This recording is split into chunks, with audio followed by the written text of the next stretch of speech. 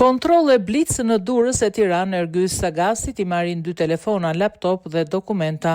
të paktën 4 objekte ku jeton dhe ushtron aktivitetin e biznesit Ergys Sagasit I janë kontrolluar sot nga oficerët e BKH dhe prokurorisë së posaçme SPAK.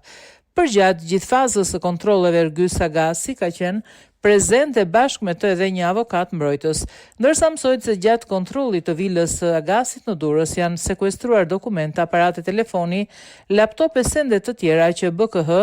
ka vlerësuar se mund t'i shërbejnë hetimit. SPAK nuk ka preferuar të bëjë asnjë koment për këtë çështje duke hermetizuar çdo informacion që bën fjalë për këtë dosje, ndaj nuk dihet me saktësi nëse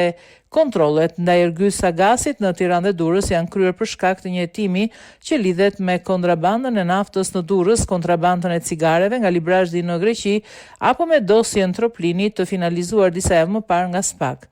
Ergys Sagasi konsiderohet si nga njerëzit me ndikim në qytetin e Durrësit dhe që me lidhje të forta mes biznesit, krimit organizuar dhe politikës. Emri I tij është përmendur shpesh në akuzat e ndërsjellta politike mes Partisë Socialiste dhe Partisë Demokratike, ndërsa tashmë një çështje kundër tij dhe personave të tjerë është hapur në SPAK. Rasti në fjalë është në